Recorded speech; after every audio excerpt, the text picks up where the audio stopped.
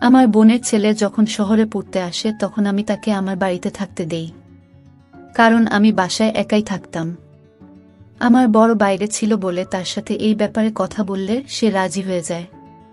আমার বোনের ছেলে আমার অনেক খেয়াল রাখত, বাজার থেকে কোনো কিছু আনার প্রয়োজন হলে সে এনে দিত। একদিন হঠাৎ আমি অসুস্থ হয়ে পড়ি। তখন আমার বোনের ছেলে বলে, এখন তুমি শুধু আরাম করবে। রাতে সে আমাকে দুধ খাওয়ানোর পর ওষুধ খাইয়ে চলে যেত। সকালবেলা ঘুম থেকে উঠলে আমি অনেক শান্তি পেতাম। একদিন আমার পেটে অনেক ব্যথা হতে শুরু করে। ডাক্তারের কাছে গেলে ডাক্তার বলে আমি গর্ভবতী। এই কথা শুনে আমার তো প্রাণ বেরিয়ে যাওয়ার মতো অবস্থা হলো। বন্ধুরা, গল্পটি শুরু করার আগে আপনি যদি আমার এই ছোট চ্যানেলটির নতুন দর্শক হয়ে থাকেন তাহলে চ্যানেলটি সাবস্ক্রাইব করে আমাদের সাথে থাকবেন। ডাক্তার যখন আমাকে বলে আমি গর্ভবতী তখন আমার মাথায় আকাশ ভেঙে পড়ে। আমি আশ্চর্য হয়ে ডাক্তারের মুখের দিকে তাকিয়ে থাকি। তিনি আমাকে এমন একটা কথা বলেছিলেন, সেটা শোনার পর আমার চিন্তাভাবনা করার ক্ষমতা হারিয়ে গেছিল। আমার মনে হচ্ছিল আমার উপর পাহাড় ভেঙে পড়েছে, এটা কি করে সম্ভব? আমি এটা মেনে নিতে পারছিলাম না। আমি ডাক্তারকে বলি, নিশ্চয়ই আপনার কোথাও ভুল হচ্ছে, আমার শুধু পেটে ব্যথা করত। সে আমাকে দেখে হাসতে থাকে। সে আমাকে রিপোর্ট দেখায়, আমাকে বলে, বিগত 3 বছর ধরে তুমি আমার কাছে এই জন্যই তো চিকিৎসা করছো। অবশেষে ভগবান যখন তোমাকে খুশির খবর শুনিয়ে দিল, তখন তো তোমার ভগবানকে ধন্যবাদ দেওয়া উচিত। আমি আমার রিপোর্ট দেখে চমকে যাই। আমি কখনো ভাবতে পারিনি আমার জীবনে কখনো এরকম ভয়ঙ্কর ঘটনা ঘটবে। আমি তো এই কথা শুনে ঘাবড়ে যাই। আমার বিয়ের 5 বছর হতে চলল, আর আমার বর কাজের সূত্রে বাইরে থাকে। কয়েক বছরে শুধুমাত্র 10 দিনের জন্য দেশে আসে। আর আমি চাইতাম সেই সময় আমার ইচ্ছা যাতে পূরণ হয়ে যায়, যাতে আমার মন বাচ্চার উপরে থাকে, তাকে নিয়ে যাতে আমি দিন কাটাতে পারি। কিন্তু প্রত্যেকবার আমি দুঃখ পেতাম। এখন তো সে বিদেশে ছিল। আমি ডাক্তারকে কিছু বলিনি। নিজের রিপোর্ট নিয়ে ধীরে ধীরে বাইরে চলে আসি। আমার মাথা কাজ করা বন্ধ করে দিয়েছিল। এটা কি করে হতে পারে? আমি গর্ভবতী। আমার বাড়ি ক্লিনিকের একটা গলির পরেই ছিল, কিন্তু আমার পা এত ভারী মনে হচ্ছিল যেন আমার কাছে অনেক ভারী কিছু চাপানো আছে। বাড়িতে আমরা শুধু দুজনই থাকতাম, আর কেউ থাকতো না। এক আমি, আর দ্বিতীয়ত ফাহিম আমার মাথা কাজ করা বন্ধ করে দেয়। ফাহিম আমার নিজের বোনের ছেলে ছিল। আমার নিজের বড় দিদির ছেলে, তার ব্যাপারে উল্টোপাল্টা কিছু চিন্তা করতে পারছিলাম না। আমি তখনই সামনে নিজের বাড়ির গেট দেখে আমি চমকে উঠি। আমার মনে হচ্ছিল ক্লিনিক থেকে বাড়ি পর্যন্ত কোনো প্রাণহীন লাশকে ধাক্কা দিয়ে এত দূর নিয়ে এসেছে। আমার গলা এমনভাবে শুকিয়ে গেছিল যে আমার নিঃশ্বাস নিতে পর্যন্ত কষ্ট হচ্ছিল। আমি দরজায় বেল বাজাই, তখনই ফাহিম এসে দরজা খুলে দেয়। আমি বাড়ির ভিতরে চলে যাই। আমাকে দেখে ফাহিম হাসতে থাকে। আমি ঘরে যেতেই সে বলে, মাসি, আজ তুমি এত দেরি করে এলে। আমি তোমার জন্য অনেক অপেক্ষা করেছি। তারপর আমি আর খিদে সহ্য করতে না পেরে খেয়ে নিয়েছি। তোমার জন্য খাবার নিয়ে আসি। সে আমার বড় দিদির ছেলে, যে চাকরির সূত্রে শহরে চলে এসেছিল, আর বিগত কিছু মাস ধরে সে আমার সাথে থাকছে। আমার স্বামীরও এ ব্যাপারে কোনো আপত্তি ছিল না। ফাহিমের ব্যাপারে সে সবকিছু জানত। তাছাড়া সে অনেক খুশি ছিল। সে আমায় খুব একটা চিন্তা করত না, ফাহিম ছিল বলে। ফাহিম বলল, মাসি, তোমার কি হয়েছে? ফাহিমের কথা শুনে আমি চমকে যাই। আমি বললাম, কিছু না। আমার খিদে নেই, মাথায় ব্যথা করছে। আমি নিজের ঘরে যাচ্ছি। এই কথা বলে আমি ঘরে চলে গেলাম। আমি রিপোর্ট টেবিলে রেখে নিজের নিষ্প্রাণ শরীর নিয়ে বসে থাকি। আমার চিন্তাশক্তি শেষ হয়ে গেছিল। ফাহিম আমার নিজের বন্ধু ছিল, আমার দিদির ছেলে। আমি তার ব্যাপারে এমন কিছু ভাবতে পারছিলাম না। আমি ভাই বোনদের মধ্যে সব থেকে ছোট ছিলাম, আর দিদি সব থেকে বড়। দিদির যখন বিয়ে হয় আমার বয়স তখন 9 বছর ছিল, আর যখন ফাহিমের জন্ম হয় তখন আমার বয়স ছিল 11 বছর। আমার বড় দিদির বাড়িতে অনেক নিয়ম ছিল, তাদের করা হুকুম ছিল। তাহলে সব হুকুম ফাহিম মেনে চলত। তাকে সবাই পছন্দ করত। কিন্তু আমার কাছে যে রিপোর্ট ছিল তাতে আমার সন্দেহ ফাহিমের উপরে হচ্ছিল। আমি আর ফাহিম ছাড়া বাড়িতে আর কোনো তৃতীয় ব্যক্তি থাকত না যার উপর আমার সন্দেহ হবে। আমি মাথায় হাত দিয়ে চুপ করে বসেছিলাম। আমার মনে পড়ে কিছুদিন ধরে ফাহিম আমায় দুধের সাথে ওষুধ খেতে দিত, যেটা খেয়ে আমি গভীর ঘুমে আচ্ছন্ন হয়ে যেতাম। সকালে যখন আমি উঠতাম তখন অনেক আরাম লাগত। সে কি তাহলে আমাকে ঘুমের ওষুধ খাওয়াতো আর আমার ঘুমিয়ে পড়ার পর কিছু করত। ফোঁটা ফোঁটা জল আমার চোখ থেকে পড়তে থাকে। আমার একরকম অস্বস্তি হতে শুরু করে। সত্যিকারের সম্পর্কে কি মানুষ এমন করতে পারে? নিজস্ব শারীরিক চাহিদা মেটানোর জন্য মানুষ এমন করতে পারে? আমি তার মাসি ছিলাম, তার নিজের মায়ের বোন, মানে তার মায়েরই মতন। সে আমার কাছে ছেলের মতোই ছিল। আমি তার সামনে কোনো পর্দা করতাম না। তার মাথা যদি আমার ব্যাপারে এরকম ভাবেও, তবে তার মন কি করে এই পাপ, এই অন্যায় করতে সম্মতি দিল? আমি অনেক কাঁদছিলাম। আমি যে কি ভয়ঙ্কর যন্ত্রণা সহ্য করেছি তা হয়তো কেউ বুঝতেও পারবে না। আমার মনে পড়ে গেল ছোটবেলায় আমি যখন দিদির কাছে থাকতাম, তখন সে আমার কোলে বসে পড়ত। সে আমাকে মাসি না বলে মাতামাতি বলতো। আমি সবার ছোট ছিলাম আর সে দিদির প্রথম সন্তান ছিল। সেই জন্য আমার বাড়িতে সবথেকে বেশি সময় সে আমার সাথে কাটাত। যখন আমার বিয়ে ঠিক হয় তখন সে নতুন নতুন কলেজে ভর্তি হয়েছে। সে আমাকে সোহানের নাম নিয়ে অনেক রাতও সে বলতো, তুমি এত সুন্দরী, মনমোহিনী। আর সে লম্বা চওড়া ছেলে, তার উপরে রাগী মেজাজের। মাসি, সোহান আঙ্কেলকে তোমার সাথে একদম মানাবে না। তোমার সাথে তো আমার মতো কোনো স্মার্ট ছেলেকে ভালো লাগবে। সে সবসময় সোহানের ব্যাপারে এরকম বলতো। সত্যি। আর কি করত? আমি তার দিকে অনেক রেগে রেগে তাকাতাম। আমার আর তার মধ্যে আন্ডারস্ট্যান্ডিংও অনেক ভালো ছিল। যখন সে আসতো রাতে অনেক কথা বলতো, হাসতো, মজা করত। সে এখন আমায় বলে, সোহান আঙ্কেল মনে হয় বিদেশে কোনো মেম সাহেবকে বিয়ে করে নিয়েছে, সেজন্যই তো ফিরতে চায় না। আমি তার দিকে রেগে রেগে তাকাতাম আর হাসতাম। তাকে দেখে কখনো এমন মনে হতো না যে সে আমার সাথে এমন নোংরা কাজ করতে পারে। আমি এই সবই চিন্তা করছিলাম। তখনই ফাহিম দরজায় ঠক ঠক শব্দ করে ঘরের ভিতরে এলো। তখনও তার হাতে দুধের গ্লাস, ওষুধও ছিল। সে খুব স্বাভাবিকভাবেই আমার সামনে বসল, কিন্তু সে বিছানায় বসতেই আমি ভয়ে পিছনে সরে যাই। যে সব কথা আমি ডাক্তারের থেকে শুনে এসেছিলাম, তাতে আমার জায়গায় যে কেউ থাকুক না কেন সে ভয় পেয়ে যেত। আমি একা সে সময় ফাহিমের সাথে বাড়িতে ছিলাম। সে আমাকে এভাবে ভয় পেতে দেখে অবাক হয়ে যায়। কি ব্যাপার মাসি, তুমি এত ভয় পেয়ে আছো কেন? সবকিছু ঠিক আছে তো? নাও, দুধ খাও আর আরাম করো। ফাহিম আমার দিকে গ্লাসটা এগিয়ে দেয়। আমি তার কাছ থেকে গ্লাস নিয়ে পাশে রেখে দিই। তাকে বলি, যাও এখান থেকে, আমার ঘুম পাচ্ছে। কারণ আমি জানতাম সে এখন আমার পাশে বসে তার অফিসের গল্প বলবে। যতক্ষণ না আমি গভীর ঘুমে ঘুমিয়ে পড়ি সেখান থেকে উঠবে না। আমার এরকম কথা শুনে সে ঘাবড়ে যায় আর একটু অবাক হয়ে যায়। কি ব্যাপার মাসি, তোমার শরীর ঠিক আছে তো? হয়তো আমায় এভাবে কথা বলতে শুনে সে চিন্তিত হয়ে গেছে। আমার তার উপর আরও রাগ হতে থাকে। কিরকমভাবে সে আমার সামনে নাটক করছিল, যেন সে অনেক বোকা, বেচারা, কিছু জানে না আর ভীষণ ভালো মানুষ। প্রথমে তো আমার মনে হচ্ছিল যেন তার গায়ের জোরে একটা চড় মারি। তারপর রিপোর্টটা তার সামনে ছুঁড়ে মারি আর বলি, দেখো তোমার সততার প্রমাণ। আর তারপর তাকে বাড়ি থেকে বের করে দেই। আমি তাকে প্রমাণ সমেত ধরতে চাইতাম, না হলে সে অস্বীকার করবে। আমার মাথায় অনেক ব্যথা করছে। আমাকে একদম জাগিও না, আমি ঘুমাতে চাই। আমার এই কথার সামনে সে একদম চুপ হয়ে গেল আর উঠে দরজা পর্যন্ত চলে গেল। বলল, তুমি আরাম করো, আর হ্যাঁ, দুধটুকু নিশ্চয়ই খেয়ে নিও। আমাকে আবার দুধ খাওয়ার কথা বলে সে ঘর থেকে বেরিয়ে চলে গেল। আমি এটা জানতে চাইতাম, দুধে ওষুধ মিশিয়ে তাকে খাইয়ে সে কি এমন নোংরা কাজ আমার সাথে করত। আমি সেই দুধের গ্লাসটা জানলা দিয়ে বাইরে ফেলে দিই। সেই জানলাটা রাস্তার দিকে ছিল। ওষুধটা রেখে দিয়ে ঘরের লাইট বন্ধ করে আমি ঘুমিয়ে পড়ি। এখন আমি সেই সময়ে অপেক্ষা করছিলাম যখন ফাহিম ঘরের ভিতরে ঢুকবে।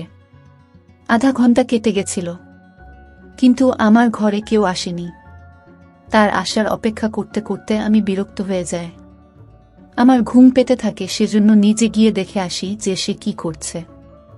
আমি উঠে ঘরের বাইরে গিয়ে দেখি বারান্দা ফাঁকা ছিল, তার সামনে ঘরটা ফাহিম ছিল। আস্তে করে তার ঘরের দরজা খুলতেই আমার হুঁশ উড়ে যায়। কারণ সে তো। আমি তার ঘরের দরজা ধীরে ধীরে বন্ধ করে দিই আর ধীর পায়ে নিজের ঘরে চলে আসি। আমার মাথায় সেই কথাগুলো ঘুরতে থাকে। যখন দিদি প্রথম ফোন করে সে বলেছিল ফাহিম তো শহরে চাকরি করতে চায়, সেখানে অনেক রকমের ছেলে থাকে।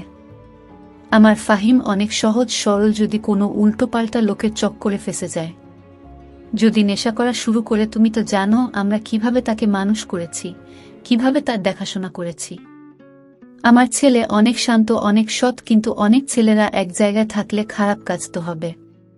সেই জন্য তুমি যদি তাকে নিজের বাড়িতে রাখো তাহলে আমি শান্তি পাব। সেই সময় আমি ফাহিমের এই ভেবে বাড়িতে থাকতে দেই, কারণ আমি মনে করতাম সে আমার বন্ধু নয়, বরং সে আমার ছেলের মতো। আমার মাথা যন্ত্রণায় ফেটে যাচ্ছিল। আমি দেখেছিলাম আমার দিদির ছেলে সেই সময় নিজের ঘরে বসে সিগারেট খাচ্ছিল। আমার দিকে তার পিঠ ছিল, সেই জন্য সে কিছু জানতে পারেনি। আমি ধীরে তার ঘরের দরজা বন্ধ করে নিজের ঘরে ফিরে এসেছিলাম। আমি ফুল নিশ্চিত ছিলাম যে সে নিশ্চয়ই নেশার সিগারেট খাচ্ছিল। আমি কিছু বুঝতে পারছিলাম না যে কি করব আর কি করা উচিত। আমি কি করে নিজের দিদিকে সেভাবে এই ব্যাপারগুলো বলবো। আমার দিদি একজন হার্টের রোগী ছিল। যদি সে জানতে পারে যে ফাহিম আমার সাথে কি করছে, এটা শোনার সাথে সাথেই হয়তো মারা যাবে। আমি ভেবেছিলাম যে সকাল হলেই আমি ফাহিমকে বলবো সে যেন নিজের থাকার বন্দোবস্ত করে নেয়। আমি তাকে নিজের বাড়িতে আর রাখতে পারবো না। আমি নিজের ঘর বন্ধ করে দিয়ে শুয়ে পড়ি। সকালে আমার দরজা জুড়ে জুড়ে ধাক্কানো হচ্ছিল। আমি উঠে দরজা খুলি তখন দেখি ফাহিম আমার দিকে অনেক রেগে তাকিয়ে আছে। দরজা কেন বন্ধ করেছিলে তুমি, শেষে আমাকে অনেক জোরে জিজ্ঞাসা করে। সে কি যে আমাকে এভাবে জিজ্ঞাসা করবে, তার হয়তো সমস্যা হচ্ছিল, এজন্য যে আমি তার রাস্তা বন্ধ করে দিয়েছিলাম। সে যে অন্যায় আমার সাথে করছিল, হয়তো তার চাহিদা পূরণ না হওয়ার কারণে সেইভাবে আমার সাথে কথা বলছিল। আমি তাকে জিজ্ঞাসা করি, তুমি কেহ আমাকে এরকমভাবে প্রশ্ন করার? আমার এত জোর গলার আওয়াজ শুনে সেও একটু অবাক হয়ে গেল। তখন সে নরম গলায় বলে, মাসি, রাতে তোমার শরীর ঠিক ছিল না, তাই আমার চিন্তা হচ্ছিল। আমি কখন থেকে দরজার সামনে এসে তোমাকে ডাকছিলাম, কিন্তু যখন তুমি কোনো উত্তর দিচ্ছিলে না তখন আমার চিন্তা হতে শুরু করে যে না জানি তুমি বেহুশ হয়ে যাওনি। সেই জন্য আমি দরজা খোলার চেষ্টা করি, কিন্তু দরজা বন্ধ ছিল। সেই জন্য আমি চিন্তিত হয়ে যাই। তুমি দয়া করে দরজা লক করো না। তার মিথ্যে নাটক আর আমার জন্য মিথ্যে চিন্তা করা দেখে আমার ভীষণ রাগ হচ্ছিল। আমি কড়াভাবে বলি, তোমাকে আমার জন্য চিন্তা করার কোনো দরকার নেই। এরপর নিজের ঘর থেকে বাইরে চলে যায়। নিজের জন্য জলখাবার বানিয়ে খেয়ে পাশেই এক বান্ধবীর বাড়িতে চলে যায়। আমার পাশের বাড়িতেও আমার বয়সী একজন মেয়ে থাকত, সে বিবাহিত ছিল। যখনই আমার বর দেশের বাইরে যেত তখন সে আমার খেয়াল রাখত। আমার তার বন্ধুত্ব অনেক ভালো ছিল। তার বর আমাকে নিজের বোনের মতো দেখত। যখনই সে বাজারে যেত তখনই আমাকে জিজ্ঞাসা করত, বোন, তোমার জন্য কিছু কিনতে হবে, যদি কিছু আনতে হয় আমাকে বলো। আমি প্রায় তাকে বাজার থেকে জিনিস কিনতে দিতাম। যবে থেকে ফাহিম আসে তখন থেকে ফাহিম এসব কাজ করত। এখন আমার প্রতিবেশী সীমার সাথেই কাজ ছিল যে আমায় বর্জন করতে হবে। এই পাপ আমার জীবন থেকে শেষ করে দেওয়া ছাড়া আমার আর কোনো উপায় ছিল না। আমি এটাই বুঝতে পারছিলাম না যে আমি সীমাকে কি বলবো, না জানি সে আমার ব্যাপারে কি ভাববে। কিন্তু আমার কোনো না কোনো মহিলাকে তো দরকার ছিলই। আমাকে তো কাজটা করতেই হবে, কারণ দিদিকে যদি সত্যিটা বলি তবে সে মেনে নিতে পারবে না। যদি নিজের বরকে এসব কথা বলতাম তাহলে তো সে আমাকে আর কখনো নিজের বউ বলে মেনে নিত না। আমার সংসার বরবাদ হয়ে যেত। আমি যে কি জায়গায় ফেঁসে গেছিলাম তা শুধু একমাত্র আমি ভালো করে জানতাম। আমি একজন নতুন লেডি ডাক্তারের কাছে গিয়েছিলাম আর বলেছিলাম যে যদি আমার কাজ ঠিকভাবে করে দেয় তবে তাকে আমি ভালো টাকা দেব। সে মহিলা ডাক্তার রাজি হয়ে যায়, কিন্তু সেই রাতে আমার সাথে কিছুটা এরকম হয় যা দেখে আমি কেঁপে উঠি। আমি রাতে ফিরে ফাহিমকে বলি যে আমি তোমাকে আর নিজের বাড়িতে রাখতে চাই না। সেই জন্য সে যেন 1 সপ্তাহের মধ্যে নিজের থাকার ব্যবস্থা করে নেয়। আমার কথা শুনে সে অবাক হয়ে যায়। মাসি, তুমি এসব কি বলছো? আমি তোমাকে ছেড়ে কোথায় যাব? আমার কোনো ব্যাপার না, আমি কোথাও একটা থেকে যাব, কিন্তু মাসি তুমি একা কি করে থাকবে?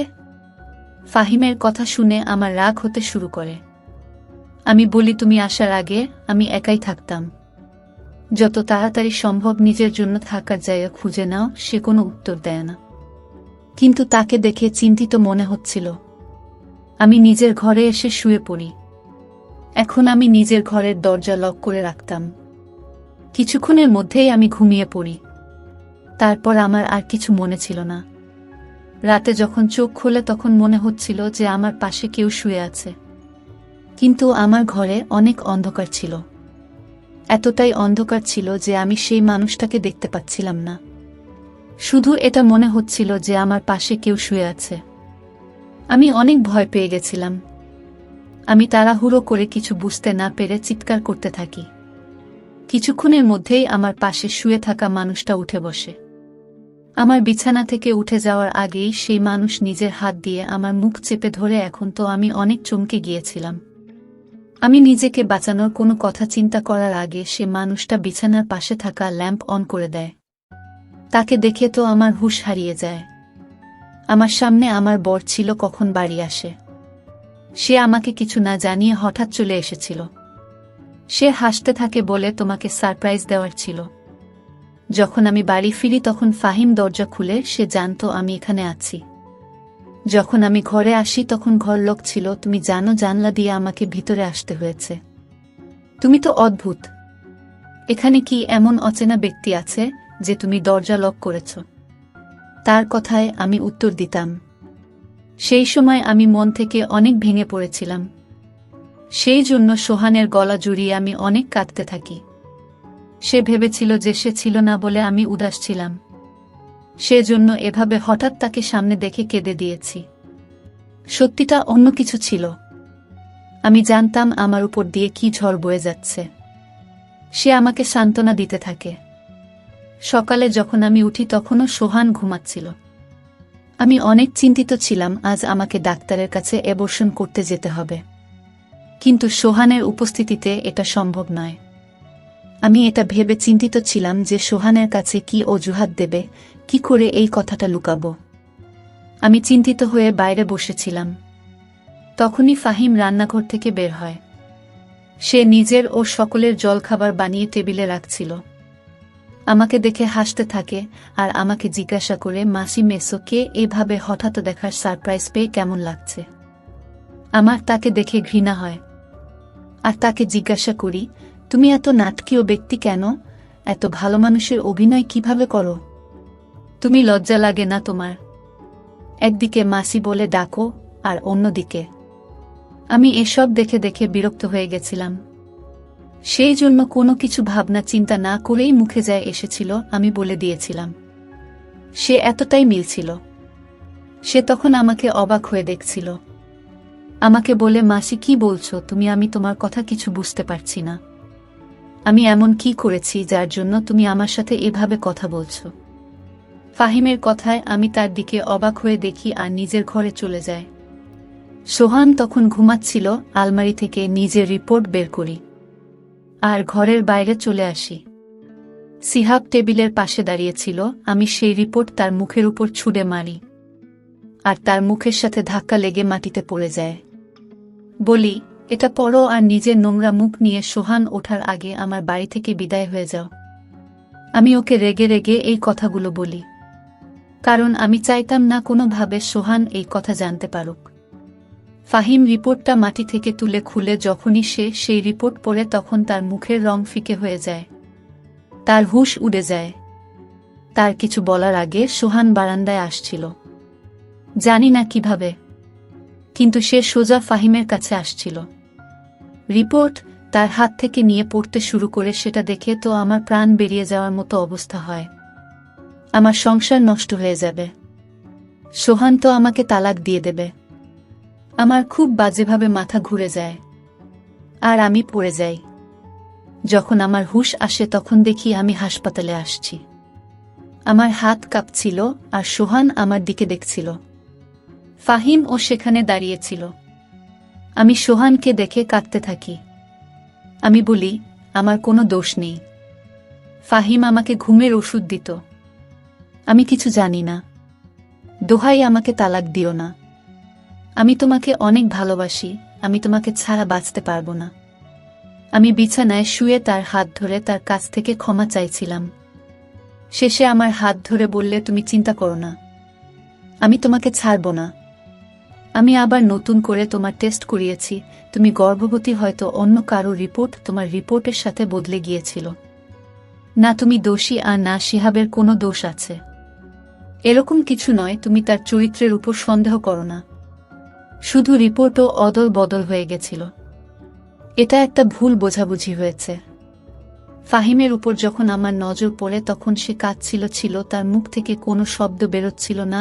ও শুধু কাঁদছিল। আমাকে দেখে আমার কাছে এলো আর বলল, মাসি, তুমি কি করে ভাবলে যে আমি তোমার সাথে এরকম করতে পারি?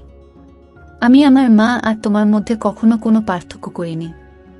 আমি তো কখনো কোনো অচেনা মেয়ের দিকে চোখ তুলে পর্যন্ত তাকাইনি। তুমি তো আমার মায়ের মতো। আমি বললাম, আমি তোমাকে সিগারেট খেতে দেখেছি। সে বলে, আমি নেশা আর সিগারেট কখনো খাই না। হ্যাঁ, কখনো কখনো এমনি সিগারেট খাই। আমি তোমার খেয়াল এই জন্য রাখতাম যে ছোটবেলা থেকে আমি তোমার কোলে পিঠে করে মানুষ হয়েছি, বড় হয়েছি, সেই জন্য। যেভাবে আমি আমার মায়ের খাবার আর ওষুধের খেয়াল রাখতাম সেভাবেই তোমারও খেয়াল রাখতাম। আমি যদি জানতাম আমার জন্য তোমার অসুবিধা হবে তাহলে আমি কখনো ওখানে যেতামই না। সে কেঁদে কেঁদে এই কথাগুলো বলছিল। একটা ভুল রিপোর্ট আমাকে লজ্জায় ফেলে দিয়েছিল। আমি নিজের দিদির ছেলের ব্যাপারে কি না ভেবেছিলাম। কিন্তু আমার মাথায় একবারও এই চিন্তা আসেনি যে রিপোর্ট ভুলও হতে পারে। আফসোস, যদি আমি দ্বিতীয়বার আরও একবার টেস্ট করে নিতাম তাহলে এসব কিছু ঘটত না। বন্ধুরা, আজকের গল্প এখানেই শেষ করছি।